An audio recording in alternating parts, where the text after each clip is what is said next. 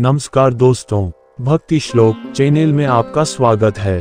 पौराणिक कथाएं। योद्धा अश्वत्थामा द्रोणाचार्य का पुत्र था। कृपि उसकी माता थी। पैदा होते ही वह अश्व की भांति रोया था, इसलिए अश्व की भांति स्थाम शब्द करने के कारण उसका नाम अश्वत्थामा पड़ा था। वह बहुत ही क्रूर और दुष्ट बुद्धि वाला था। तभी पिता का उसके प्रति अधिक स्नेह नहीं था। धर्म और न्याय के प्रति उसके हृदय में सभी प्रेरणा नहीं होती थी और न वह किसी प्रकार का आतताईपन करने में हिचकता था।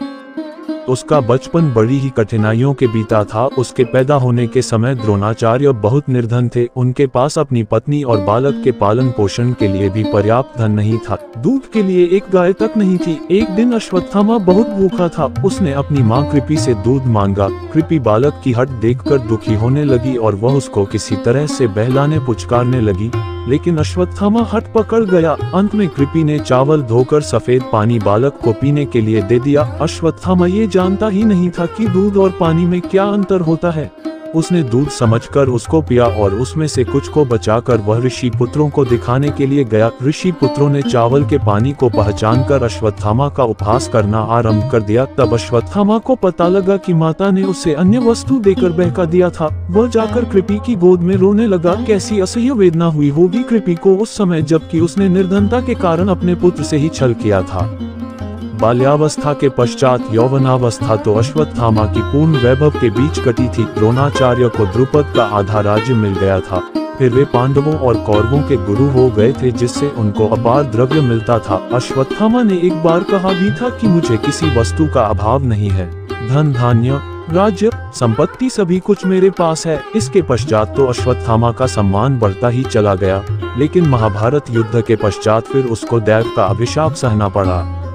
अश्वत्थामा महान योद्धा था। एक बार भीष्म पितामह ने उसकी प्रशंसा करते हुए कहा था, अश्वत्थामा महारथी हैं, धनुर्धारियों में श्रेष्ठ, विचित्र युद्ध करने वाले और दृढ़ प्रहार करने वाले हैं। युद्ध क्षेत्र में तो साक्षात यमराज जान पड़ते हैं, किंतु उनमें एक दोष है, उनको अपना जीवन अति प्रिय है। मृत्यु से डरने के कारण वे युद्ध से जी चुराते हैं। इस कारण न तो उन्हें रथी मानता हूँ और न तीर्थी। भीष्म पितामह ने अश्वत्थामा की प्रशंसा की है। सचमुच वह इतना ही शूरवीर था, लेकिन मृत्यु से डरने वाला कहकर भीष्म ने उसके चरित्र पर धब्बा लगाया है, जबकि वह इतना डरपोक भी नहीं था जो मृत्यु से डरता हो। कई बार उसने युद्ध क्षेत्र में आकर शत्रु का सामना किया था। एक बार कर्ण पर ही रुष्ट होकर वह अपनी जान की परवाह न करते हुए तलवार लेकर टूट पड़ा था। एक समय की बात है, कौरवों ने विराट की नगरी पर आक्रमण करने का विचार किया। उस समय बहुत से अपशकुन होने लगे, जिन्हें देखकर द्रोणाचार्य ने कहा, इस समय हमें युद्ध करने के लिए नहीं जाना चाहिए, क्योंकि लगता है हम अर्जुन को पराजित नहीं कर पाएंगे। अर्जुन की यह प्रशंसा द्रोणाचार्य के मुंह से सुनकर कर्ण के हृदय में आग सी लग गई। जब उससे यह नहीं सहा गया तो उसने द्रोणाचार्य से कटु बातें कहना आरंभ किया और साथ में वह अपनी वीरता का दम भी भरने लगा। इस समय अश्वत्थामा ने बिगड़कर सभी कौरवों तथा कर्ण से कहा, निर्दय दुर्योधन के सिवा कौन क्षत्रिय कपट के जुए से राज्य पाकर संतुष्ट हो सकता है? बहेलिये की तरह धोखेबाजी से धन वैभव प्राप्त करके कौन अपनी बड़ाई चाहेगा? क्या तुमने जिन पांडवों का सर्वस्व छीन लिया है, उनको कभी आमने सामने युद्ध में हराया भी है? किस युद्ध में पांडवों को परास्त करके तुम द्रौपदी को सभा में घसीट लाए थे? कर्ण, तुम आज अपनी वीरता का दम भरते हो। मैं कहता हूँ, अर्जुन बल और पराक्रम में तुमसे कहीं अधिक श्रेष्ठ है। इसके पश्चात फिर वह दुर्योधन की ओर मुड़कर कहने लगा, तुमने जिस प्रकार जुआ खेला, जिस प्रकार द्रौपदी को सभा में घसीट कर लाए और जिस प्रकार इंद्रप्रस्थ का राज्य तुमने हड़प लिया, उसी प्रकार अब अर्जुन का सामना करो। क्षत्रिय धर्म में निपुण चतुर जुआरी तुम्हारा मामा भी आकर अपना पराक्रम दिखाए। कोई भी तुम में से जाकर उस पराक्रमी अर्जुन से मुकाबला करे, मैं उससे युद्ध नहीं करूंगा। हाँ, विराट अगर युद्ध स्थल में आए तो उसका सामना मैं अवश्य करूंगा। अश्वत्थामा की बातें सुनकर सभी लोग चुप हो गए। ऐसा साहसी और निर्भीक था अश्वत्थामा। भीष्म के अंतिम शब्द उसके चरित्र पर ठीक नहीं उतरते। पता नहीं किस अवसर पर भीष्म ने इस प्रकार का निर्णय किया था। एक बार फिर अश्वत्थामा की कर्ण से कहा सुनी हो गई थी। जब द्रोणाचार्य कौरवों की सेना के सेनापति थे, तब पांडवों की सेना का वेग देखकर दुर्योधन ने कर्ण से कहा था, वीरवर कर्ण, तुम मेरे मित्र हो। देखो कौरव सेना का किस बुरी तरह से पांडव संहार कर रहे हैं। यही मित्रता का परिचय देने का उचित अवसर है। कुछ करके दिखाओ। दुर्योधन की बातें सुनकर कर्ण अपने पराक्रम की दीन हाँकने लगा। वह कहने लगा, अर्जुन मेरे सामने आकर क्या युद्ध करेगा, उसको तो मैं क्षण भर में परास्त कर सकता हूँ। उसकी क्या सामर्थ्य कि मेरे तीक्ष्ण बाणों का सामना कर पाए। मैं उसको युद्धस्थल में धराशायी करके अपनी सच्ची मित्रता का परिचय दूंगा। कृपाचार्य कर्ण की ये बातें सुन रहे थे, उन्हें बहुत बुरा लग रहा था। उन्होंने इस दंभ के लिए कर्ण को फटकारा भी। उन्होंने कर्ण को बुरा भला भी कहा, यहाँ तक कि उन्होंने कह डाला कि अगर अब की बार जीभ चलाई तो इसी तलवार से काट दूंगा। कृपाचार्य अश्वत्थामा के मामा थे और वैसे भी कौरव पांडवों के गुरु थे और वृद्ध पुरुष थे। इसी कारण अश्वत्थामा उनका अपमान न सह सका। उसने क्रोधावेश में आकर कर्ण से कहा, सूतपुत्र तू बड़ा अधम है, अपने सामने किसी को कुछ समझता ही नहीं, स्वयं अपने मुंह से अपनी बड़ाई करता है। जिस समय अर्जुन ने जयद्रथ को मारा था उस समय तेरी वीरता कहाँ सो रही थी? अगर सच्चा शूरवीर था तो उस समय आकर पराक्रमी अर्जुन का सामना करता और उसको धराशायी करके जयद्रथ के प्राण बचाता। ये कटु वचन सुनकर कर्ण को गुस्सा आ गया। वह उठ खड़ा हुआ। इधर अश्वत्थामा भी तलवार खींचकर उस पर झपट पड़ा। उस समय झगड़ा बढ़ते देख दुर्योधन और कृपाचार्य ने आकर बीच बचाव कर दिया। दुर्योधन ने दोनों को समझाया और कहा, शूरवीरों, तुम ही तो मेरी सारी शक्ति हो, फिर इस तरह आपस में लड़कर इस शक्ति को क्यों नष्ट करना चाहते हो? इस घटना को देखने से पता चलता है कि अश्वत्थामा बड़े खरे स्वभाव का था। वह चाटुकारिता में विश्वास नहीं करता था। दुर्योधन तक को अपशब्द कहने में वह नहीं डरता था। फिर कैसे कह सकते हैं कि अश्वत्थामा काया था? लेकिन बाद में चलकर तो उसने चोरों की तरह इस प्रकार के आतताई जैसे कर्म किए कि उनसे उसकी सारी शूरता पर पानी फिर गया और वह घृणित और क्रूर समझा गया। उसने द्रौपदी के 5 पुत्रों को उस समय मारा था जब वे अचेत सो रहे थे, लेकिन क्यों वह इतना क्रूर और बर्बर पिशाच जैसा हो गया? इसके पीछे कारण है, उसके पिता की हत्या भी अन्यायपूर्वक की गई थी। जब द्रोणाचार्य ने धर्मराज युधिष्ठिर से मुंह से ये सुन लिया कि अश्वत्थामा मारा गया तो उन्होंने शस्त्र त्याग दिए और योग धारण करके अपने रथ पर बैठ गए। तभी धृष्टद्युम्न ने आकर उनका सिर काट डाला। द्रोणाचार्य को अपने किए का फल मिला था, क्योंकि उन्होंने भी तो निहत्थे अभिमन्यु का इसी प्रकार वध करवाया था। लेकिन जब अश्वत्थामा को पिता के इस प्रकार अन्यायपूर्ण वध की बात मालूम हुई तो उसको बड़ा दुख हुआ और उसने क्रोध में जलकर पांडवों और पांचालों को नष्ट कर डालने की प्रतिज्ञा कर डाली। दुर्योधन ने उसे और भी इसके लिए उत्तेजित किया। अश्वत्थामा को युधिष्ठिर पर भी बड़ा क्रोध आ रहा था, क्योंकि वह उस व्यक्ति से कभी भी ऐसे झूठ की आशा नहीं करता था। उसने उसी क्षण अपनी भुजा उठाकर कहा, आज इस अन्याय के बदले पांडवों के शव पृथ्वी पर पड़े मिलेंगे। मैं नारायणास्त्र का प्रयोग करूंगा, जिसे मेरे सिवा और कोई नहीं जानता। उसी के द्वारा मैं आज शत्रु के सारे गर्व को चूर करूंगा और उनको सदा के लिए इस पृथ्वी से मिटा दूंगा। दूसरे दिन अश्वत्थामा ने उसी नारायणास्त्र का प्रयोग कर दिया। पांडवों की सेना में उसके कारण हाहाकार मच उठा। असंख्य वीर योद्धा क्षत होकर पृथ्वी पर गिर पड़े। उस अस्त्र को रोकने की किसी में भी सामर्थ्य नहीं थी। इधर पांडवों के बीच द्रोणाचार्य की मृत्यु पर आपसी विवाद उठ खड़ा हुआ था। इस प्रकार अन्यायपूर्वक गुरु का मारा जाना अर्जुन और सात्यकी को अच्छा नहीं लगा। वे दोनों धृष्टद्युम्न को बुरा कहने लगे। गुरु की मृत्यु का उन्हें बड़ा शोक हुआ, यहाँ तक कि सात्यकी तो गदा तानकर धृष्टद्युम्न को मारने के लिए आगे बढ़ाया। उस समय श्री कृष्ण का संकेत पाकर भीमसेन ने जाकर उसे किसी तरह रोका, क्योंकि इधर तो अश्वत्थामा पांडव सेना का संहार करता हुआ आ रहा था और उधर आपस का झगड़ा बढ़ता चला जा रहा था। इस सब से सर्वनाश की आशंका थी। गुरु की हत्या के लिए किसी ने तो स्वयं युधिष्ठिर तक को दोषी ठहराया। तब धर्मराज ने आवेश में आकर धृष्टद्युम्न से कहा, तुम पांचालों की सेना लेकर भाग जाओ। वृष्णि, अंधक आदि वंशों के यादवों के साथ सात्यकी चले जाएं। श्री कृष्ण अपनी रक्षा आप कर लेंगे, अन्यथा सैनिक युद्ध बंद कर दें। मैं भाइयों के साथ जलती आग में भस्म हो जाऊंगा। मैंने झूठ बोलकर आचार्य का वध करवाया है, इसी कारण तो अर्जुन मुझ पर रुष्ट है। इससे तो मैं अपनी जान देकर अर्जुन को सुखी करना चाहूंगा। भला आचार्य ने हमारे साथ क्या कम बुरा सलूक किया है? अनेक महारथियों ने अकेले अभिमन्यु को निहत्था करके आचार्य के सामने ही मार डाला था। द्रौपदी की दुर्गति भी इन्हीं के सामने हुई थी। दुर्योधन के थक जाने पर आचार्य ने ही उसे अभेद्य कवच बांधकर हम लोगों पर आक्रमण करने भेजा था। जयद्रथ की रक्षा करने में उन्होंने क्या कुछ नहीं उठा रखा था। मेरी विजय के लिए प्रयत्न करने वाले सत्यजित आदि पांचालों और उनके भाई बंधुओं के प्राण आचार्य ने ही ब्रह्मास्त्र चलाकर लिए थे। कौरवों ने जब हमें अधर्मपूर्वक बाहर निकाल किया था तब भी आचार्य ने हमें सामना करने से रोका था। भला आचार्य ने हमारा कौन सा उपकार किया? युधिष्ठिर के आवेश को देखकर सभी योद्धा एक साथ थम से गए। ठीक ही कहा था धर्मराज ने, क्योंकि द्रोणाचार्य यद्यपि थे तो गुरु, लेकिन कुटिलता और क्रूरता उनमें भी थी, पक्षपात भी उनके अंदर था। युधिष्ठिर के आवेश में समय बीतता रहा और अश्वत्थामा द्वारा छोड़ा हुआ नारायणास्त्र और भी अधिक प्रचंड होता गया। तब श्री कृष्ण ने सभी सैनिकों को युद्ध करने से रोककर कहा, वीरों, ये नारायणास्त्र अति प्रचंड है, इसका सामना कोई नहीं कर पाएगा, अतः तुम सभी शस्त्रास्त्र रखकर अपने वाहनों से उतर पड़ो। पृथ्वी पर लेट जाने से तुम इस प्रचंड अस्त्र की मार से अपने आप को बचा सकोगे। यदि कोई वीरता का दम भरकर इस अस्त्र का सामना करने का प्रयत्न करेगा तो यह और भी अधिक प्रबल हो जाएगा। श्री कृष्ण की बात मानकर सभी योद्धा अपने अपने वाहनों से उतरकर पृथ्वी पर लेट गए, लेकिन भीमसेन के मस्तिष्क में श्री कृष्ण की बात नहीं बैठी। वह फिर भी अपनी वीरता बखानता हुआ बोला, मैं बाण चलाकर, गदा मारकर इस अस्त्र को विफल कर दूंगा, भयभीत होने की कोई आवश्यकता नहीं है, आज मैं अपना पराक्रम दिखाऊंगा।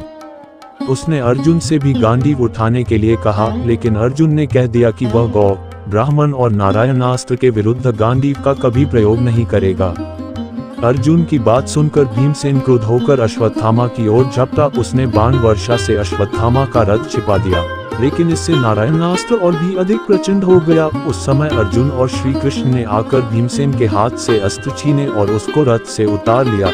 इसके पश्चात नारायणास्त्र शांत हुआ और इस तरह पांडवों का सर्वनाश होते होते बच गया। नारायणास्त्र के शांत हो जाने पर दुर्योधन ने फिर अश्वत्थामा से उसी अस्त्र के प्रयोग के लिए कहा था, लेकिन अश्वत्थामा ने दोबारा उसे नहीं चलाया। उसके बाद उसने पांडव सेना से भीषण युद्ध किया और उस बीच उसने अमोघ आग्नेयास्त्र का प्रयोग किया। उसका विचार अर्जुन और कृष्ण सहित सारी पांडव सेना को नष्ट कर देने का था, लेकिन अर्जुन ने शीघ्र ही ब्रह्मास्त्र का प्रयोग करके उस अस्त्र को शांत कर दिया। किंतु फिर भी क्षण भर में ही आग्नेयास्त्र पांडवों की एक अक्षौहिणी सेना को तो भस्म कर गया। जब अश्वत्थामा का कुछ भी वश नहीं चला तो वह निराश होकर युद्ध भूमि से लौट पड़ा और धनुर्विद्या की निंदा करने लगा। रास्ते में उसे महर्षि व्यास मिले। उन्होंने उसे बहुत समझाया और कहा, नादान, अर्जुन और श्री कृष्ण को मारने की सामर्थ्य किसमें है, जो तू व्यर्थ अपनी निष्फलता पर इतना खेद करता है। व्यास जी के समझाने से अश्वत्थामा के हृदय का संताप मिट गया। महाभारत युद्ध के अंत में हमें अश्वत्थामा मिलता है। कौरव वंश के सभी प्रमुख योद्धा धराशायी हो चुके थे, केवल दुर्योधन शेष था। अंतिम सेनापति वही था। पांडव सेना बड़ी वेग से बढ़ रही थी। उसकी मार से घबराकर कौरव सेना पीछे भागने लगी, यहाँ तक कि दुर्योधन के भी पैर उखड़ गए थे। वह भी जाकर द्वैपायन सरोवर में छिप गया था। चारों ओर पांडव वीर दुर्योधन को खोजने लगे और जब उनको पता चला कि वह तो जाकर सरोवर में छिप गया है तो सरोवर के किनारे पहुंचकर उन्होंने दुर्योधन को काय कहकर ललकारना प्रारंभ किया। दुर्योधन चुनौती सुनकर बाहर निकल आया और भीमसेन से उसका गदा युद्ध हुआ। उस युद्ध में भीमसेन ने कृष्ण के इशारे से उसकी जांघ पर गदा मारी, जिससे वह आहत होकर पृथ्वी पर गिर पड़ा, लेकिन ये कार्य युद्ध के नियमों के विरुद्ध था। भीमसेन के इस अन्याय को देखकर अश्वत्थामा को बड़ा क्रोध आया। दूसरी बार फिर उसने पांडवों का अन्याय देखा था। दुर्योधन असह्य पीड़ा से कराहता हुआ पृथ्वी पर पड़ा था। उस समय कृतवर्मा और कृपाचार्य भी वहां उपस्थित थे। सभी को इस अन्याय पर क्रोध आ रहा था। अश्वत्थामा से नहीं सहा गया तो उसने हाथ उठाकर प्रतिज्ञा की कि वह पांडवों का इसी प्रकार नाश करके ही संतोष की सांस लेगा। दुर्योधन ने अश्वत्थामा की प्रतिज्ञा सुनी तो उसे ऐसा लगा कि मानो अभी कौरव पक्ष में और जान बाकी थी। तुरंत ही उसने कृपाचार्य से कहकर अश्वत्थामा का सेनापति पद पर अभिषेक करा दिया। अश्वत्थामा ने इस उत्तरदायित्व को संभाल तो लिया, लेकिन अब सेना भी तो नहीं बची थी, इसलिए अपना वचन पूरा करने के लिए उसे अपनी शक्ति का ही भरोसा था। वहां से तो अश्वत्थामा, कृपाचार्य और कृतवर्मा तीनों व्यक्ति वन की ओर चले गए, क्योंकि उनके ठहर जाने पर पांडवों के आमने सामने युद्ध होने की आशंका थी, जिसके लिए पर्याप्त शक्ति उनके पास नहीं थी। अश्वत्थामा वन के एकांत में पांडवों से किसी प्रकार बदला चुकाने की बात सोचने लगा। एक तो पिता का वध और फिर उस राजा का अन्यायपूर्वक वध, जिसके लिए उसने अपने जीवन को समर्पित किया था, उसके हृदय को और भी अधिक उत्तेजित करने लगा। वह किसी प्रकार पांडवों का सर्वनाश कर डालना चाहता था, लेकिन इतनी शक्ति न होने कारण कोई ठीक योजना नहीं बन पाती थी। सोचते सोचते रात हो गई, लेकिन फिर भी उसको नींद नहीं आई। जब रात के 1-2 पहर निकल गए तो उसने देखा कि उसी बरगद के पेड़ पर, जिसके नीचे वह लेटा हुआ था, एक उल्लू आया और सोते हुए कौओं का शिकार करने लगा। कौओं के बीच कोलाहल मच गया, लेकिन उल्लू ने बहुत से कौओं को मार दिया। अश्वत्थामा ये सब कुछ देखता रहा। तभी उसके मस्तिष्क में एक विचार आया कि यदि वह पांडवों से आमने सामने आकर मुकाबला करेगा तब तो वह उनको पराजित न कर सकेगा और न उनकी कोई विशेष हानि हो सकेगी। इसलिए जिस प्रकार अकेले उल्लू ने आकर नींद में असावधान कौओं को मार मार कर फेंक दिया है, उसी प्रकार यदि वह भी जाकर पांडवों का रात्रि के समय संहार करे तो उसकी प्रतिज्ञा पूर्ण हो सकती है। यद्यपि रात्रि में सोए हुए शत्रु पर आक्रमण करना युद्ध के नियमों के विरुद्ध था, लेकिन अश्वत्थामा तो इन नियमों का उल्लंघन पांडवों की ओर से देख चुका था, इसलिए उसने इसकी तनिक भी चिंता नहीं की और इसी प्रकार पांडवों को नष्ट करने का दृढ़ निश्चय कर लिया। प्रातः काल उसने कृपाचार्य और कृतवर्मा को अपनी यह योजना बताई, लेकिन उन दोनों ने इसका विरोध किया। कृपाचार्य धर्म और नीति की बातें करने लगे। इस पर अश्वत्थामा को क्रोध आ गया और वह दोनों को बुरा भला कहने लगा। अंत में दोनों को उसकी बात माननी पड़ी। तीनों अपने विचारों में पूरी तरह दृढ़ होकर पांडवों के शिविर के पास आए। अश्वत्थामा एकाएक सोती हुई पांडव सेना पर टूट पड़ा।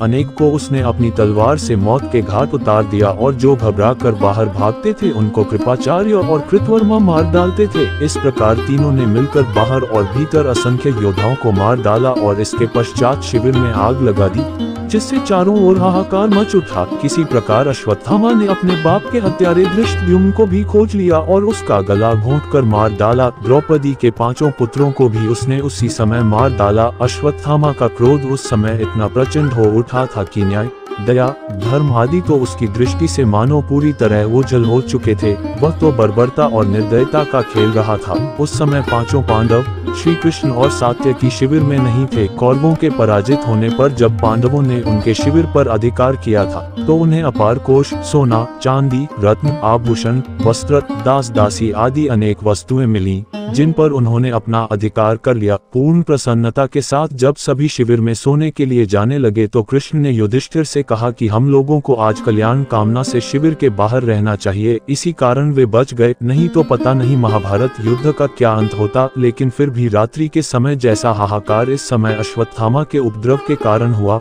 वैसा पहले कभी नहीं हुआ। इसका कारण था कि सभी वीर अधिकतर तो युद्ध के नियमों का पालन करते ही थे। तभी तो संध्या काल समाप्त हो जाने पर कौरव पांडव एक दूसरे के शिविरों के भीतर जाते थे और पूर्ण सौहार्द के साथ बातें करते थे। फिर इस तरह चोर की तरह आक्रमण करना वीरता की गरिमा पर एक धब्बा है। क्षत्रिय कभी भी इस तरह शत्रु का संहार करके गर्व अनुभव नहीं करता। लेकिन अश्वत्थामा ने किसी प्रकार अपना बदला चुका लिया और यह भीषण हाहाकार मचाकर वह दुर्योधन के पास पहुंचा और कहने लगा, दुर्योधन, मैंने तुम्हारे प्रति किए अन्याय का बदला पांडवों से चुका लिया है। मैंने उनके शिविर में आग लगाकर उनका सर्वनाश कर डाला है। 5 पांडव श्री कृष्ण और सात्यकी तो अवश्य बच रहे हैं, क्योंकि वे शिविर में नहीं थे। बाकी सभी को मैंने यमलोक पहुंचा दिया है। वीरवर, अब संतोष धारण करो। मनुष्य तो क्या, पशु और पक्षियों तक को मैंने शिविर में मार डाला है। पांडव अपनी विजय पर खुशियां मना रहे होंगे, लेकिन जब इस सर्वनाश की बात सुनेंगे तो वे अपनी सारी खुशी भूल जाएंगे। अश्वत्थामा की यह बात सुनकर दुर्योधन मानो असह्य पीड़ा की मूर्छा से जाग पड़ा। उसने अश्वत्थामा की प्रशंसा करते हुए कहा, वीर अश्वत्थामा, आज तुमने मेरी आत्मा को संतुष्ट किया है। तुमने वह काम किया है जिसे तुम्हारे पिता द्रोण, भीष्म पितामह, कर्ण आदि कोई भी महारथी नहीं कर पाए। पापी धृष्टद्युम्न को तुमने मार डाला। ये सुनकर तो मेरी छाती ठंडी पड़ गई है, क्योंकि उसी पापी ने गुरुदेव की अन्यायपूर्वक हत्या की थी। फिर उसके साथ शिखंडी को भी मारकर तुमने बड़ा ही श्रेष्ठ कार्य किया है, क्योंकि उसी को सामने करके तो अर्जुन ने पितामह को गिराया था। सच, मुझे अब अपनी पराजय पर तनिक भी खेद नहीं है। मैं पूर्ण सुखी होकर स्वर्गलोक को जाता हूँ। वीरवार, वहीं हम सभी मिलेंगे। ये सुनकर दुर्योधन की श्वास रुक गई। अश्वत्थामा एक तरफ तो दुर्योधन के स्वर्गवास के कारण दुखी होने लगा, लेकिन दूसरी तरफ उसको आज एक असीम गर्व का अनुभव हो रहा था। वह सोच रहा था कि पिता की विक्षिप्त आत्मा आज शांत हो गई होगी, क्योंकि उसके बेटे ने अन्यायों से बदला चुका लिया है। इधर द्रौपदी अपने 5 पुत्रों के शवों को देखकर दुख के कारण पागल सी हो उठी। उसकी गोद एक रात में सूनी हो गई थी। कहाँ तो संध्या काल में दुर्योधन के धराशायी होने पर उसको अपनी विजय का गर्व हो रहा था, और कहाँ तक आत्ताएं आकर उसकी सारी प्रसन्नता को कुचल कर सदा के लिए नष्ट कर दिया। वह करुण क्रंदन करती हुई युधिष्ठिर के सामने आकर गिर पड़ी। इसी समय भीमसेन ने उसे संभाल लिया। द्रौपदी ने उसी बीच उठकर कहा कि जब तक मेरे लालों का हत्यारा वह पापी और दुराचारी अश्वत्थामा नहीं मारा जाएगा, तब मैं अन्न जल ग्रहण नहीं करूंगी। उस अन्यायी के माथे में एक महामणि है, जब तक कोई उसे लाकर मुझे नहीं दे देगा तब तक मुझे यह विश्वास नहीं हो पाएगा कि वह दुष्ट मारा गया। द्रौपदी की यह बात सुनकर भीमसेन अपनी गदा उठाकर अश्वत्थामा के पीछे दौड़ा। पूरे आवेश के साथ भीमसेन के चले जाने के पश्चात श्री कृष्ण ने युधिष्ठिर से कहा, धर्मराज, भीमसेन की रक्षा का उपाय करना चाहिए, क्योंकि अश्वत्थामा के पास ब्रह्मशिर अस्त्र है जिससे क्षण भर में सारा भूमंडल नष्ट हो सकता है। गुरु द्रोणाचार्य ने यह अस्त्र अपने प्रिय शिष्य अर्जुन को ही दिया था, लेकिन जब अश्वत्थामा को इसका पता चला तो वह दुखी होकर पिता से उसको भी उस अस्त्र को सिखाने के लिए कहने लगा। द्रोणाचार्य को अपने पुत्र पर विश्वास नहीं था, क्योंकि वे जानते थे कि यह क्रूर प्रवृत्ति वाला अश्वत्थामा कहीं भी अस्त्र का दुरुपयोग कर सकता है। इसी कारण उन्होंने पहले उसे इसका प्रयोग नहीं सिखाया था, लेकिन उसके अधिक हट करने पर उनको सिखाना पड़ा। फिर भी उन्होंने उससे वचन लिया था कि वह इसका दुरुपयोग नहीं करेगा, विशेष संकट पड़ने पर ही वह इसका प्रयोग करेगा। अश्वत्थामा ने वचन देकर वह अस्त्र सीख लिया। अब उसी का सबसे बड़ा भय है, क्योंकि अश्वत्थामा को उचित और अनुचित का तो अधिक विचार है नहीं। हो सकता है वह आवेश में आकर ब्रह्मशिर अस्त्र का प्रयोग कर बैठे तो सर्वनाश हो जाएगा। मैं आपको उसकी कुटिलता की बात बताता हूँ। एक बार वह द्वारका आकर मुझसे कहने लगा, पिताजी ने महर्षि अगस्त्य से जो ब्रह्मशिर अस्त्र प्राप्त किया है उसे मैंने सीख लिया है, उसको मुझसे लेकर बदले में मुझे अपना सुदर्शन चक्र दे दो।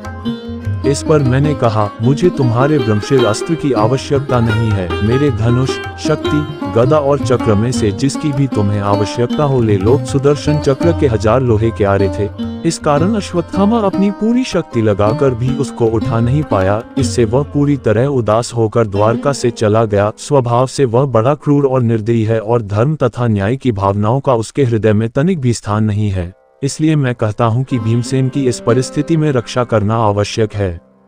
श्री कृष्ण की बात युधिष्ठिर और अर्जुन ने मान ली और वे दोनों ही उनके साथ रथों पर आरूढ़ होकर चले। उन्होंने जाकर भीम को लौटाना चाहा, लेकिन भीम तो पवन के वेग से बढ़ रहा था। वह बढ़ता हुआ गंगा के किनारे पहुंच गया। वहां ऋषियों के बीच व्यास जी की बगल में अश्वत्थामा बैठा था। उसको देखते ही भीमसेन ने धनुष पर बाण चढ़ा लिया। उसी समय अर्जुन, युधिष्ठिर और कृष्ण भी वहां आ पहुंचे। अश्वत्थामा ने समझा कि ये मिलकर उसका वध करने के लिए आए हैं, इसलिए एक साथ आवेश में आकर उसने पास से ही एक सेंठा उखाड़ा और उस पर दिव्यास्त्र का प्रयोग किया। छोड़ते समय उसने अस्त्र को आज्ञा दी कि कोई भी पांडव जीवित नहीं बचना चाहिए। उस अस्त्र के छूटते ही प्रचंड अग्नि धधक उठी। ऐसा लगता था मानो ये तीनों लोगों को जलाकर क्षण भर में भस्मसात कर डालेगी।